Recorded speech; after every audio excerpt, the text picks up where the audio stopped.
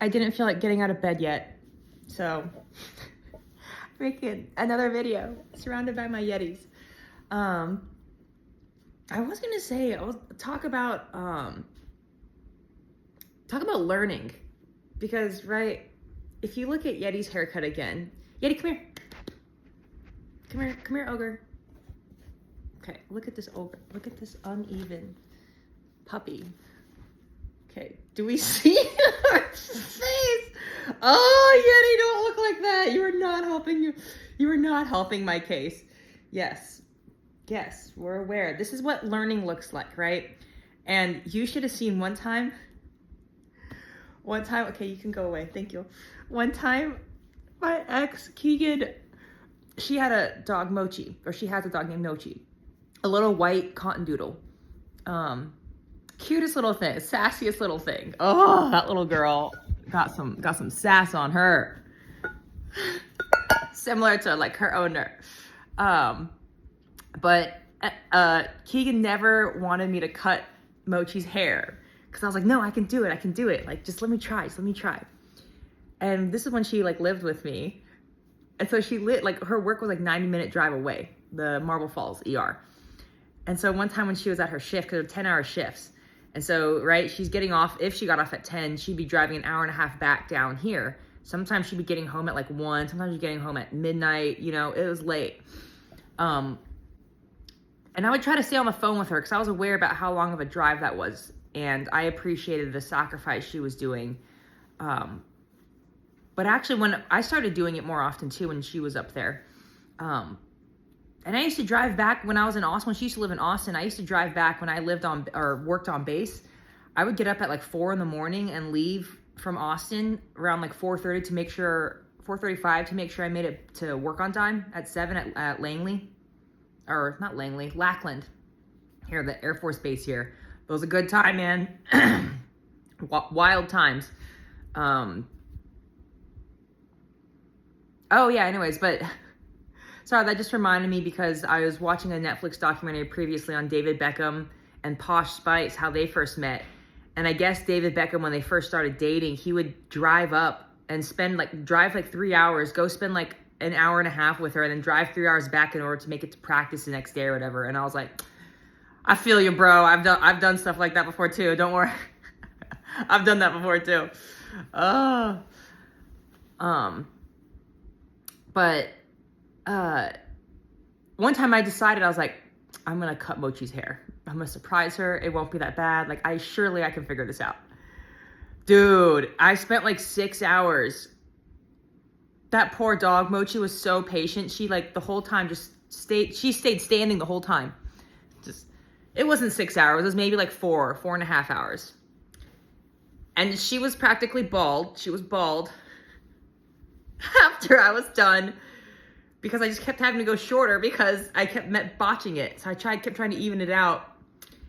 And this was before I had I had no idea. I just had the razor where you had to guide it with your hand. I didn't have the clipper thingies, the guard on it. And so I was like, this is the best of a bad situation, because at least Keegan has an hour and a half to calm down from her drive home to brace for this news of what I've done. And Mochi, the whole time was just chilling, just being like, I'm fine with this, whatever. She looked like a little piglet. It was so bad. Keegan had to buy her special sunblock because she was getting burnt because she had no fur. Oh, she looked so bad. And Keegan actually handled it really well, because I figured, okay, guys, that's the best of an uncomfortable situation, because hair grows back, right? What better way to introduce uncomfortable and unfamiliarity and a fear-driven behavior, or a situation where you can test the thresholds of your emotional responses and your awareness and how you react and how you handle it, than that, right? Would you rather have that, or would you rather have a car accident occur and you have to deal with it that way? Or would you rather deal with someone making your dog turn him into a piglet, and having to deal with having an ugly dog for 3 or 4 weeks? right? There's different ways to introduce like fear, like getting over fears and being, experiencing contrast and learning opportunities that aren't scary or don't have to get to the thresholds of like catastrophe, like true catastrophe, right? Because I've done it. If you look at my arm here, see that beautiful scar here? Oh yeah. How many surgeries have I had? 1, 2, 3, 4, 5, 6. I've had 6 surgeries where something like I have physically catastrophically broken my body because I didn't listen, because I was so stubborn when opportunity came up to me and I was like, no, I want a different opportunity. I'm going to keep going and doing this. Yes. I made myself a very unique opportunity, which I'm so thankful for. Like this surgery or this arm breakage, ooh, that was rough. I remember telling the ambulance driver, because I made it to the final round of a CrossFit final event, and I didn't know I was unfamiliar with how to do the gymnastics movement of the ring muscle up, where the 2 parallel rings, you see it in the Olympics where men can pull themselves up and like dip out and do iron crosses, things like that. We don't do that in CrossFit. All you do is like do a dip out and come up from like a hanging position to like being above the rings, a supporting position. I was unfamiliar about how to do that movement, but I was so determined. I had one arm kind of like this, and this arm was down. My whole body was underneath. So I was up here. I was pulling up like this. And so I figured if I can do a little extra swing, I can flip this arm over. So I put all my body weight on this arm and really torqued it as hard as I could. Ugh. And realizing that moment, the music's playing, everything's really loud. And I heard the loudest crack of my life. It sounded like lightning just struck a tree and just cracked it. It sounded like that. Like a tree cracking under extreme fractured stress. And then when that moment happened, it was the sharpest pain of my life. It felt like everything was splintering and going different directions in my arm. And immediately I lost control of my arm because it hurt so bad. I no longer had control of my arm, so I fell from the rings. I remember falling from the rings and my arm was just like loose. And when I got to the ground, the position it landed in, I was just like, I didn't want to move it because it hurt so bad. And I immediately went to the ground and just tried to guide it. And by that point though, my entire body was already numb because of the adrenaline that got released. I couldn't feel anything. My entire body went numb, and it only hurt if I tried to move it. Like the severe pain, it only hurt then. I remember thinking, I was like, oh my gosh, what was that? I have no idea. My whole body's numb. And so I went like this on the ground because I was like, okay, I can still move my fingers. So it's like my tendon didn't break. I thought like maybe I snapped a tendon or something. I had no idea. Completely unfamiliar with what it feels like and perceives when my body snaps in such a catastrophic way. Oh man, it was good. It was good. That was the worst pain of my life. It was a huge spiral fracture. That was crazy because I remember too, I had no idea because I was so calm about it when I was articulating myself, and I was like, I have no idea what occurred. I mean, I just lost control of my arm and it sounded like a tree branch cracking.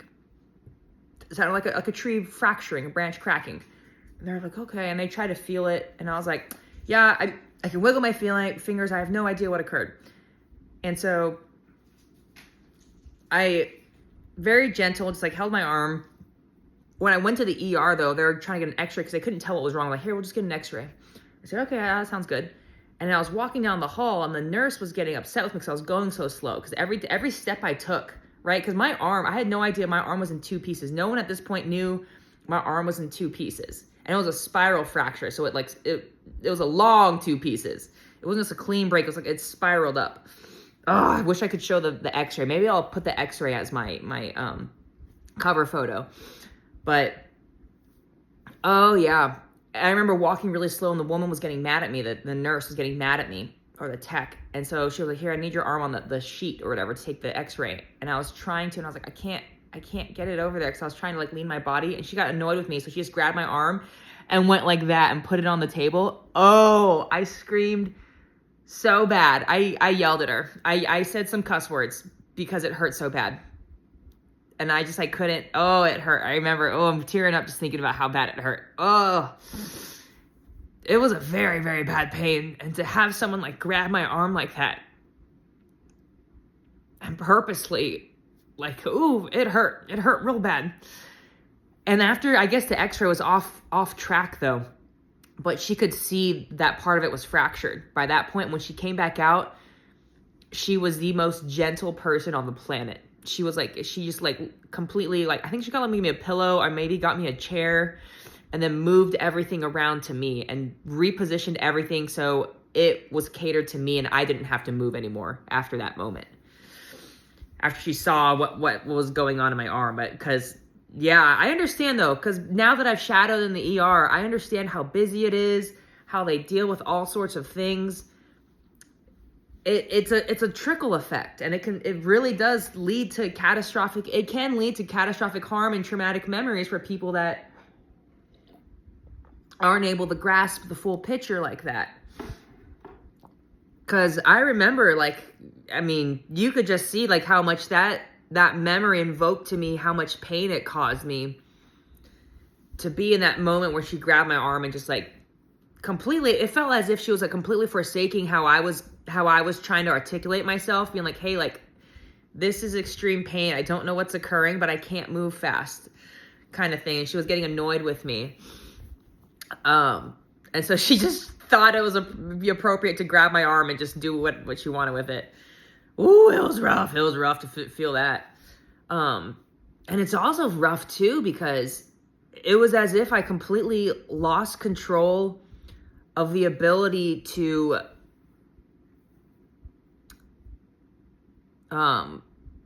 decide what occurred with my body in that moment. And I'm sure a lot of people can have memories or experiences with that, where they felt like they didn't have choice or control over what was occurring to them physically. And that's a hard place to be in. You can get some serious feelings of anger and vengeance and grief and existential sorrow and pain when you get into that mindset of, you know, having a memory, having that being invoked to a state where you had total, complete loss of control of what occurred to your physical body. That's a bummer. It hurts. It's a trying time. But, what a beautiful opportunity. I am so thankful that I have been